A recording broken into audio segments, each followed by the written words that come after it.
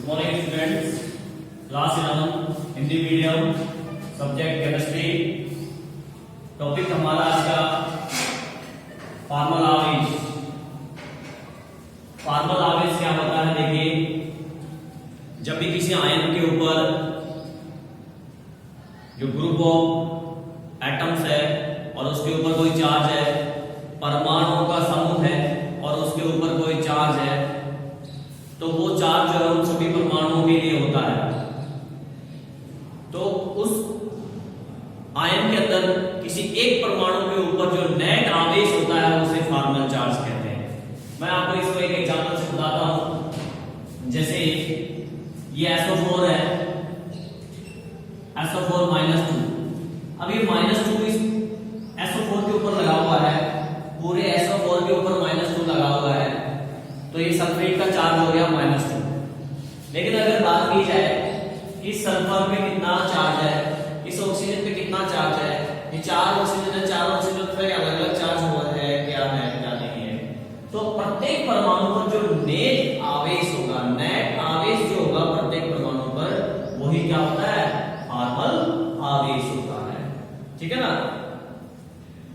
समझ गए? किसी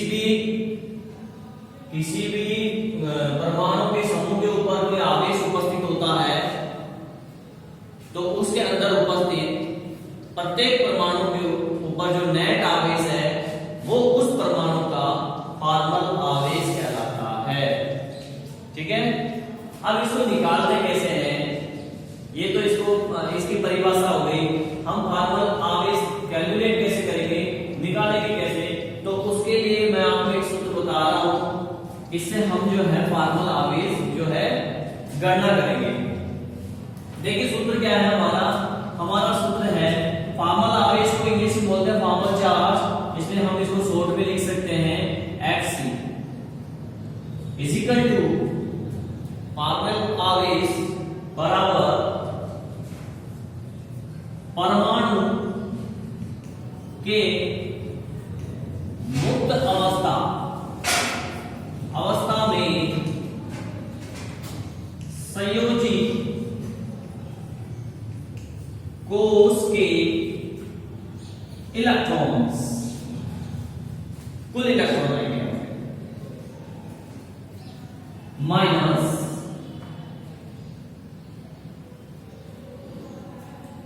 लोन पेयर की संख्या, लोन पेयर इलेक्ट्रॉन्स की संख्या, लोन पेयर इलेक्ट्रॉन्स की संख्या मतलब कि बॉन्ड बनाने के बाद में उसमें जो लुईस डॉट लगाते हैं ना अपन, वो लोन पेयर होता है। बॉन्ड बनाने के बाद में शेष संयोजी कोश के इलेक्ट्रॉन्स को लोन पेयर बोलते हैं। तो उस लोन पेयर में कितने इलेक्ट्रॉन बच गए हैं वो आएगा यहां पे। ठीक है? माइनस 1/2 गुना आवंटित इलेक्ट्रॉनों की संख्या, आवंटित इलेक्ट्रॉनों की संख्या, ये सूत्र है। आवंटित इलेक्ट्रॉनों की संख्या से मतलब है कि जितने उसने बॉन्ड बना रखे, उस परमाणु में कितने आबंध बना रखे और उन आबंधों में कितने इलेक्ट्रॉन कहां आए हैं, वो संख्या रहेगी यहां पे। अब अपन इसको एक एग्जांपल से क्लियर करते हैं। हमने एग्जांपल यहां पे ये लिया, तो इसी की बात करते हैं पहले। या कुछ और ये ले लो। हमने लिया सल्फेट आयन SO4 -2। SO4 -2 का सबसे पहले अपन लुईस डॉट स्ट्रक्चर बनाएंगे, क्योंकि उसी से आपको पता चलेगा कि कितने बॉन्ड बन रहे हैं, कितने लोन पेयर बचे हुए हैं। इसलिए हमें क्या करना पड़ेगा, फार्मल चार्ज निकालने के लिए सबसे पहले लुईस डॉट स्ट्रक्चर बनाना पड़ेगा। तो देखिए सल्फेट का लुईस डॉट स्ट्रक्चर हो जाएगा, मैं पहले बता चुका ये चीज, आपको पता होगा, O double bond O single bond से O, इसके पास 2 बॉन्ड बनाने के बाद में लोन पेयर बच गए 2, इसके पास 2 लोन पेयर बच गए, एंड इनके पास एक बॉन्ड बनाए 5 इलेक्ट्रॉन बच गए, 4 एंड 5, 4 एंड 5। और यहां पे देखिए यहाँ पे -2 यानी एक इलेक्ट्रॉन ज्यादा है, तो वो एक इलेक्ट्रॉन यहाँ पे आ गया और एक इलेक्ट्रॉन यहाँ पे आ गया, माइनस चार्ज आ गया, दोनों पे एक एक इलेक्ट्रॉन इन्होंने ले लिया। ये इसका लुईस डॉट स्ट्रक्चर है, ठीक है। अब हम यहाँ पे फॉर्मल चार्ज कैलकुलेट करना है, तो फॉर्मल चार्ज कैलकुलेट करने के लिए हम क्या करेंगे, अब चूंकि ये सभी ऑक्सीजन है तो कौन से वाले ऑक्सीजन का निकालना है अपन को, तो उसके लिए अपन क्या करते हैं, इस पे नंबर डाल देते हैं, जिससे कंफ्यूज नहीं होगा हमें। अब देखिए ये ऑक्सीजन और ये ऑक्सीजन तो सेम कंडीशन नजर आ रही है दोनों की, और इसकी दोनों की सेम कंडीशन नजर आ रही है, और सल्फर का अलग मामला है। तो अपन ऐसा करते हैं, इन दोनों में से किसी एक का निकाल लेते हैं, सेम इसका भी वही होगा, तो मैं इसका निकाल लेता हूं, तो इसको मैंने नाम दे दिया कैट, और इन दोनों में से किसी एक का निकाल लेते हैं, सेम आएगा, तो इसका अपन ने नाम रख दिया कैट, ठीक है। 1 2 3 भी रख सकते हो, एबीसीडी भी रख सकते हो, आपकी इच्छा है। और सल्फर का तो सल्फर ही अकेला सल्फर है, तो वो तो समझ ही जाएंगे। चलो तो सबसे पहले अपन फिर सल्फर को ही निकालते हैं। सल्फर S का formal charge F equal S sulphur. देखिए सूत्र के अनुसार क्या आएगा, परमाणु के मुक्त अवस्था में संयोजी कोष के इलेक्ट्रॉन, मुक्त अवस्था में जब परमाणु अकेला है तब उसके कितने इलेक्ट्रॉन होते हैं संयोजी कोष के, तो सल्फर कितने नंबर पे आता है, 16 नंबर पे। पहले कक्षक में 2 इलेक्ट्रॉन 8 6, तो संयोजी कोष के इलेक्ट्रॉन कितने हैं 6, तो हम यहाँ पे 6 लिखेंगे। सूत्र के अनुसार फिर माइनस यूज करेंगे, लोन पेयर इलेक्ट्रॉनों की संख्या यानी बॉन्ड बनाने के बाद में बचे हुए इलेक्ट्रॉनों की संख्या, तो देखिए सल्फर के 6 है और इसने तो 6 के 6 बॉन्ड बना दिए, 1 2 3 4 5 6 सारे इलेक्ट्रॉन काम आ गए, कोई इलेक्ट्रॉन नहीं बचा, मींस की लोन पेयर इलेक्ट्रॉन से 0 माइनस 1/2 गुणा आबंधित इलेक्ट्रॉनों की संख्या, यानी आबंधित मतलब कितने बॉन्ड बना रखे हैं। मैंने आपको पहले बताया था एक बॉन्ड में कितने इलेक्ट्रॉन होते हैं 2 होते हैं, एक बॉन्ड में कितने इलेक्ट्रॉन होते हैं 2 होते हैं। तो अपन यहाँ पे क्या करें, सल्फर ने कितने बॉन्ड बना रखे वो काउंट कर ले, सल्फर ने कितने आबंध बना रखे वो गिन लेंगे, उसका डबल कर देंगे, क्योंकि एक बॉन्ड में 2 इलेक्ट्रॉन होते हैं। 1 2 3 4 5 6 बॉन्ड बना रखे हैं, 6 मींस की आबंधित इलेक्ट्रॉनों की संख्या कितनी हो गई 12, तो हम यहाँ 12 लिखेंगे, ठीक है। भाग लगाना जानते हो, 6 आ जाएगा, 6 में से 6 जाएगा तो 0, कितना बचेगा 0, 6 में से 6 माइनस किया तो कितना बचा 0, अर्थात सल्फर का फॉर्मल आवेश 0 होता है। समझ गए, क्लियर। आगे बढ़ते हैं, अब इसका निकाल दीजिए गैस कबूतर वाला ऑक्सीजन जो है, तो हम यहाँ पे लिख देते हैं ऑक्सीजन का फॉर्मल चार्ज, ठीक है ना। अगर मैं ये कहना लिखूं तो फिर कौन सा ऑक्सीजन कंफ्यूज हो जाएगा। इसका देखिए ऑक्सीजन के बाद हम दोस्तों कितने इलेक्ट्रॉन होते हैं, 6 होते हैं, तो 6 आ जाएंगे सबसे पहले तो यहाँ पे, माइनस लोन पेयर इलेक्ट्रॉनों की संख्या, कितने लोन पेयर लगे हुए हैं, आप चाहे बिंदु काउंट कर लो या फिर जितने लोन पेयर उसका डबल कर लो, 1 2 3 4 इलेक्ट्रॉन है, तो 4 माइनस 1/2 गुणा आबंधित इलेक्ट्रॉनों की संख्या, ऑक्सीजन ने इसमें कितने बॉन्ड बना रखे हैं 1 2, 2 का मतलब 4, डिवाइड करो 2 आ जाएगा, 4 और 2 6, अरे ये 4 और ये 2 कितना होगा 6 होगा, और 4 और 2 6 हो जाएगा, तो 6 में से 6 जाएगा तो कितना बचेगा 0 फॉर्मल चार्ज हो गया इसके ऊपर। देखो यहाँ पे कोई चार्ज भी नहीं लगा हुआ है, क्लियर। अब इसका निकालेंगे खेका, तो इसका 0 आया, इसका भी 0 जाएगा, खे वाले ऑक्सीजन का फॉर्मल चार्ज ऐसे। बात हम दोस्तों तो वही 6 इलेक्ट्रॉन होते हैं, माइनस लोन पेयर इलेक्ट्रॉनों की संख्या, लोन पेयर इलेक्ट्रॉन संख्या 1 2 3 4 5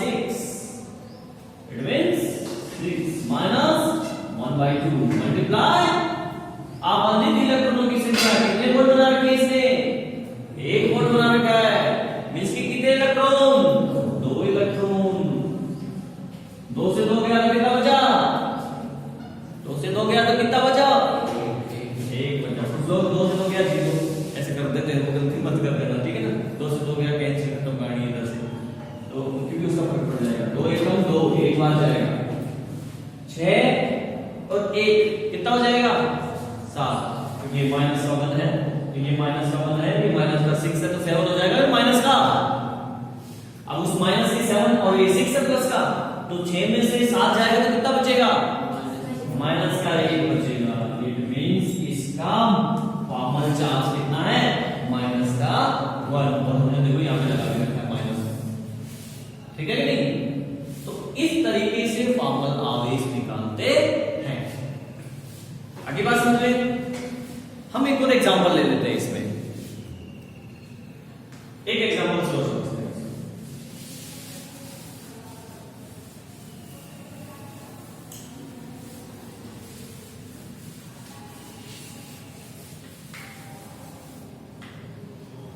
देखिए हमने एग्जांपल लिया O3। O3 मींस कि O अभी थोड़ी देर पहले हमने इसका लुईस डॉट स्ट्रक्चर बनाया था, तो आपको पता होगा कुछ इसी प्रकार का था। एंड यहाँ पे 6 इलेक्ट्रॉन्स, 3 लोन पे माइनस चार्ज। नाम दे देते हैं को 1 2 3। तीनों का अलग अलग आने वाला आपको क्या पता फॉर्मल चार्ज, क्योंकि तीनों अलग ही नजर आ रहे हैं। यहाँ पे डबल बॉन्ड है लेकिन कोई प्लस माइनस नहीं है। यहाँ 3 बॉन्ड बना के प्लस लेके बैठा है, 1 बॉन्ड बना के माइनस लेके बैठा है। तीनों अलग अलग है, तो इससे आइडिया लगेगा कि तीनों का फॉर्मल चार्ज भी क्या आएगा? अलग अलग आएगा। तो पहले एक नंबर निकाल ले, ठीक है। फर्स्ट नंबर का ऑक्सीजन है जिसका फॉर्मल चार्ज हो जाएगा Fc इक्वल टू मुक्त अवस्था में कितने होते हैं ऑक्सीजन के? माइनस। लोन पेयर कितने हैं? 2 माइनस 1 बटा 2 गुणा करो किससे? आबंधित इलेक्ट्रॉनों की संख्या से।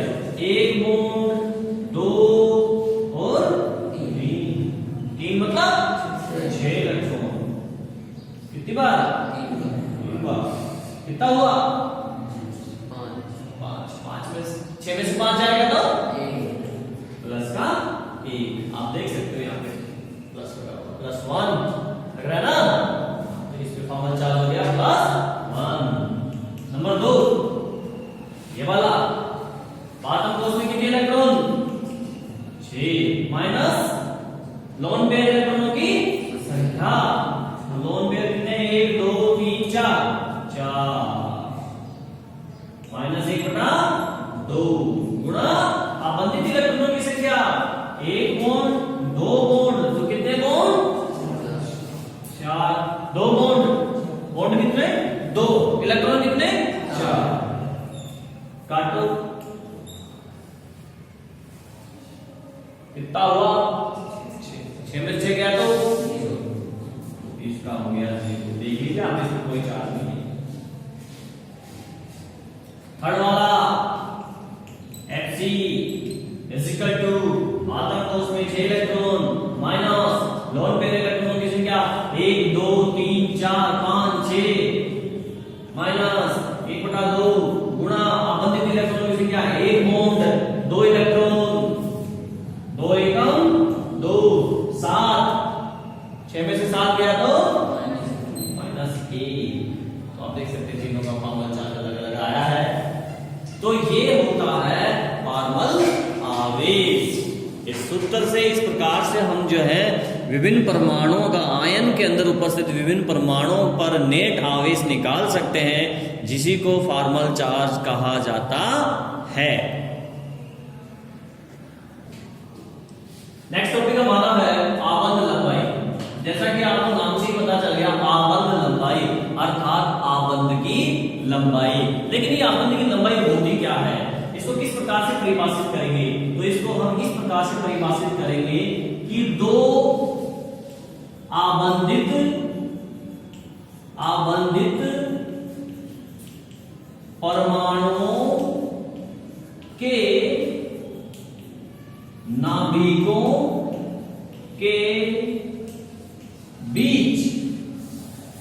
की दूरी आबंध लंबाई कहलाती है। अर्थात जो भी दो परमाणु आपस में आबंधित है, बॉन्ड बना रखे हैं, उन दोनों परमाणुओं की जो नाभिक है, उन नाभिकों के बीच की दूरी आबंध लंबाई कहलाती है।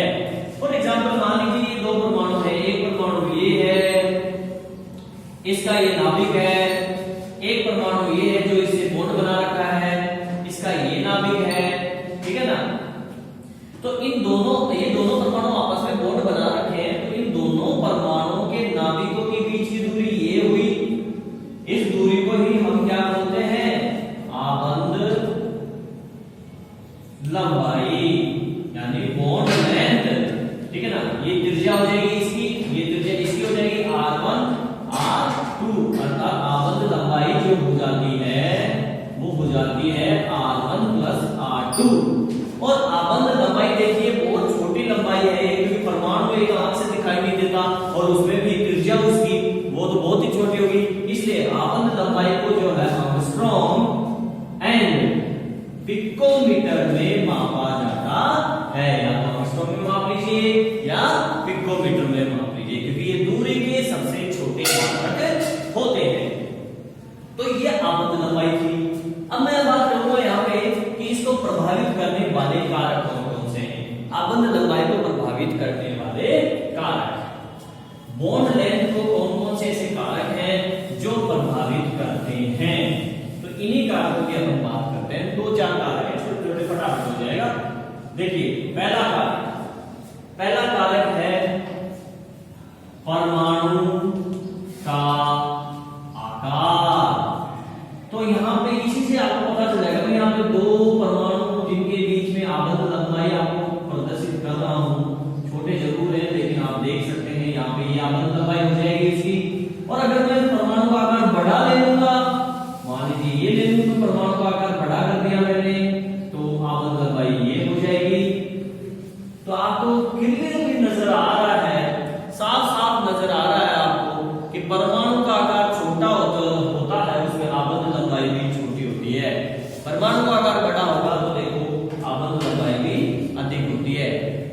अर्थात परमाणु का आकार बड़ा होने पर आबंध लंबाई का मान भी बढ़ जाता है, कम होने पर परमाणु आकार तो आबंध लंबाई भी कम हो जाती है। तो ये पहला कारक था। दूसरा कारक क्या है? देखिए दूसरा कारक है विद्युत ऋणता।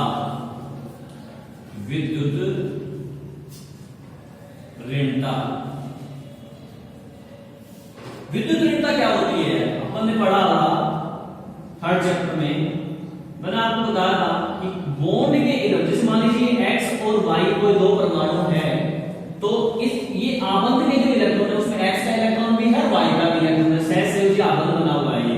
तो इस बंध के इलेक्ट्रॉनों को अपनी ओर आकर्षित करने की क्षमता, ठीक है ना, मान लीजिए इसकी क्षमता ज्यादा है तो ये अपनी ओर इन इलेक्ट्रॉनों को क्या करेगा?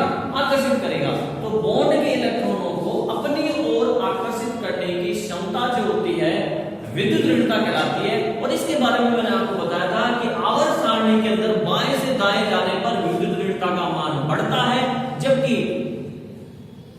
ऊपर से नीचे जाते हैं तब विद्युत ऋणता का मान घटता है।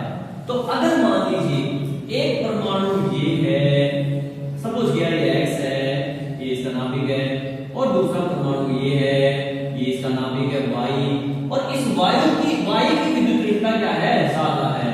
x y बॉन्ड बना रखे और वायु की विद्युत ऋणता क्या है? ज्यादा है। तो ये इस बंध के इलेक्ट्रॉनों को अपनी ओर खींचेगा, या यूं समझ लीजिए परमाणु को अपनी ओर खींचेगा। तो परमाणु क्या हो जाएगा? बहुत पास आ जाएंगे, और पास आ जाएंगे तो उनमें दूरी क्या हो जाएगी? कम हो जाएगी। दूरी क्या हो जाएगी? कम हो जाएगी। तो दूरी कम होने के कारण आबंध लंबाई भी क्या हो जाएगी? कम हो जाएगी। तो हम कह सकते हैं अगर परमाणु की विद्युत ऋणता अधिक है, दोनों परमाणुओं में से किसी एक परमाणु की विद्युत ऋणता ज्यादा है तो आबंध लंबाई कम होती है, और अगर विद्युत ऋणता का अंतर कम है तो आबंध लंबाई अधिक होती है। तो ये दूसरा कारण था। तीसरा, बंधों की संख्या। बंधों की संख्या। देखिए बंधों की संख्या किस प्रकार से आबंध लंबाई को प्रभावित करती है, तो इसमें हम एक एग्जांपल ले लेते हैं कार्बन का। हम जानते हैं कि कार्बन एक ऐसा परमाणु है जो कार्बन कार्बन आपस में एकल बंध भी बनाता है, द्विबंध भी बनाता है और त्रिबंध भी बनाता है, अर्थात सिंगल बॉन्ड भी बनाता है, डबल बॉन्ड भी बनाता है और ट्रिपल बॉन्ड भी बनाता है। तो देखिए ये कार्बन कार्बन के बीच में सिंगल बॉन्ड है, ये कार्बन कार्बन के बीच में डबल बॉन्ड है और ये कार्बन कार्बन के बीच में ट्रिपल बॉन्ड है।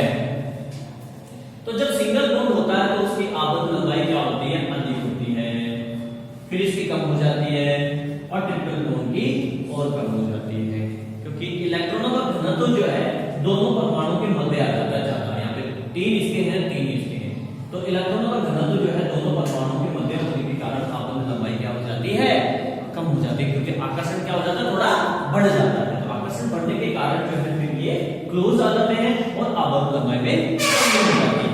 जबकि यहाँ पे क्या होता है, इस केस के अंदर इलेक्ट्रॉन चारों तरफ फैले हुए हैं, केवल दो इलेक्ट्रॉन बीच में, एक इलेक्ट्रॉन बीच में आया है, जिसके कारण से आकर्षण इतना नहीं बढ़ता और आबंध लंबाई ज्यादा होती है। तो अगर इन बॉन्ड की आबंध लंबाई अपन निकालें कि कितनी कितनी इनकी आबंध लंबाई होती है, तो देखिए इसकी होती है 1.54 एंगस्ट्रॉम, तो फिर इसकी और कम हो जाएगी थोड़ी, 1.34 एंगस्ट्रॉम कम हो गई थी इससे, और इसकी जो आबंध लंबाई होती है 1.20 एंगस्ट्रॉम, इसकी और कम हो गई थी। तो इस प्रकार से आबंधों की संख्या जो है आबंध लंबाई को प्रभावित करती है। चौथा कारण क्या है, आबंध लंबाई का कारक कौन सा है जो आबंध लंबाई को प्रभावित करता है, वो है अनुनाद।